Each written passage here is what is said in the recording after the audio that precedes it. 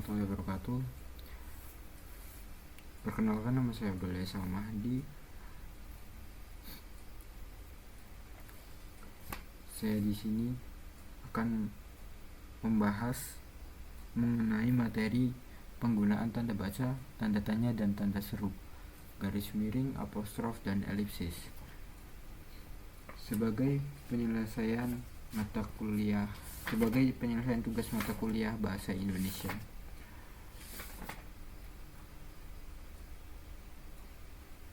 Lanjut, saya akan langsung menuju materinya. Yang pertama itu ada penggunaan tanda tanya. Penggunaan tanda tanya digunakan di setiap akhir kalimat tanya. Kalimat tanya dicirikan dengan adanya kata apa, bagaimana, kenapa, manakah, siapa, benarkah, kapan, apakah, di mana, dan yang mana. Tanda tanya bisa digunakan untuk menanyakan sesuatu. Contohnya, apa yang membuat dia menjauh dariku? Dan juga digunakan dalam tanda kurung. Fungsinya untuk menyatakan bagian kalimat yang masih diragukan. Contohnya, di Antartika hidup 235 dalam kurung tanda tanya. Dalam kurung tanda tanya ini bertujuan untuk kalimat di Antartika hidup 235 itu masih diragukan, masih belum valid. Jadi diberikan sebuah tanda tanya namun dalam tanda kurung. Nah, lanjut kita ke penggunaan tanda seru. Penggunaan tanda seru itu biasanya dapat ditemukan di bagian akhir ungkapan atau pernyataan. Biasanya itu berupa seruan atau perintah yang menggambarkan kesungguhan juga emosi. Ada dua macam penggunaan tanda seru. Yang pertama itu ada kalimat perintah. Contohnya itu, kerjakan tugas ini sekarang juga. Itu termasuk kalimat perintah. Dan menunjukkan ekspresi terkejut.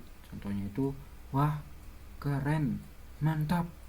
Itu menunjukkan sebuah ekspresi bahwa sang tokoh itu sedang terkejut. Nah, contoh-contoh penggunaannya itu yang biasa kita lakukan dalam kehidupan sehari-hari itu seperti, awas jatuh, kita pasti bisa, cepat kesini gitu. Nah, lanjut ada penggunaan tanda garis miring. Kita mengacu pada EYD. Dapat dipahami bahwa fungsi dari tanda garis miring itu bersifat resmi, yang artinya acuan dari EYD itu memastikan penggunaan dari tanda garis miring itu sudah baik dan benar sesuai ketentuan. Fungsi resmi dari tanda garis miring yang pertama itu ada digunakan dalam nomor surat. Biasanya sekretaris itu pasti tahu maksud dari nomor surat ini. Contohnya itu ada 0535 garis miring L5 garis miring titik 05 titik 02 garis miring tahun. Nah, yang kedua itu ada penandaan masa 1 tahun yang terbagi dalam 2 tahun takwim. Maksud di sini itu contohnya itu seperti tahun ajaran 2024 sampai 2024 garis miring 2025. Nah, yang ketiga itu digunakan sebagai pengganti kata dan atau serta setiap. Dan atau serta setiap. Contoh, pilih salah satu, aku garis miring dia. Nah, aku garis miring dia, garis miring di sini itu sebagai pengganti kata atau.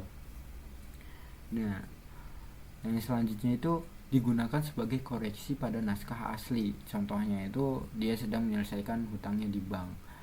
dan dikoreksi. Dia sedang menyelesaikan garis miring H garis miring utangnya di bank. Nah, di sini mengapa demikian? Mengapa ada garis miring sebelum H dan sesudahnya? Itu menandakan bahwa perbedaan seperti mana yang baku dan mana yang tidak. Nah, kata utang itu sebenarnya adalah baku. Nah, hutang itu adalah kata yang tidak baku. Jadi karena itu merupakan kata yang umum, hutang itu adalah kata yang umum, jadi ketika dikoreksi itu cukup dengan ditambahkan garis H, tidak dibuang hanya, tapi hanya diberi tanda bahwa itu adalah kata yang tidak baku. Gitu loh. Lanjut kita ke apostrof. Mengutip dari KBBI edisi ke-6, tanda baca apostrof itu adalah tanda baca yang dipakai untuk menunjukkan bahwa ada huruf atau angka yang dihilangkan.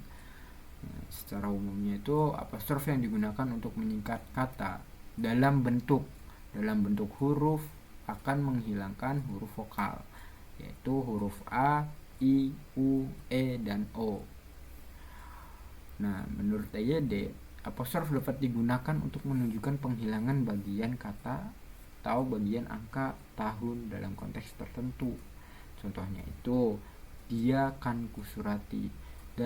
Dalam konteks ini, kan di sini itu bermaksud akan. Dan selanjutnya ada dia selalu mencintaimu. Nah, konteks S apostrof lalu itu maksudnya itu selalu, karena kembali pada pengertian ya, apostrof yang digunakan untuk menyingkat kata dalam bentuk huruf akan menghilangkan huruf vokal, yaitu A, I, U, E. Nah, di sini yang harusnya dia selalu mencintaimu itu dihilangkan menjadi dia selalu mencintaimu gitu. Nah, di sini ada konteks apostrof pada pada angka, pada 1806 apostrof 05. Konteksnya itu yang sebenarnya adalah pada 1806/2005. Sebenarnya di sini itu tidak ada yang spesial ya. Di sini itu hanya untuk menyingkat saja gitu. Lanjut. Nah, ini catatan. Perlu diingat juga kalau apostrof itu biasanya hanya umum digunakan untuk karya sastra atau karya-karya yang non ilmiah seperti novel, cerpen, dan karya-karya non ilmiah lainnya ya. Lanjut kita ke elipsis. Dalam Kamus Besar Bahasa Indonesia atau KBBI, elipsis itu merupakan tanda berupa 3 titik.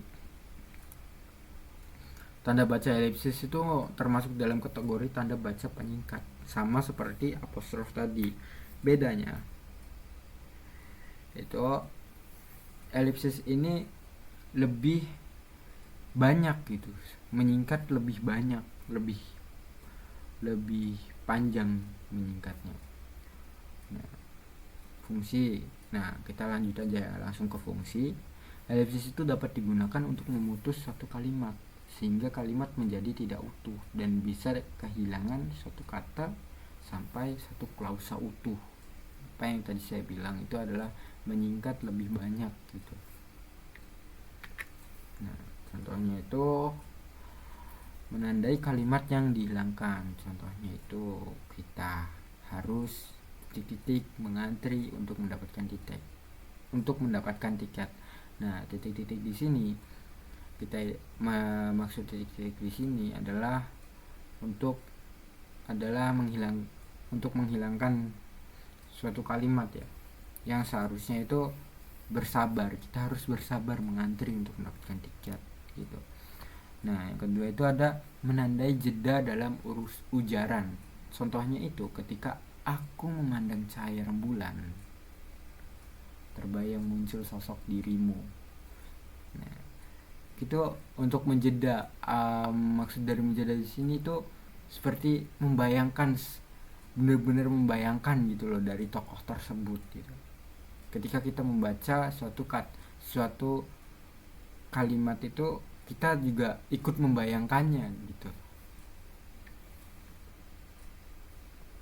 Jadi ada jeda untuk membayangkannya gitu. Ya, sekian, terima kasih.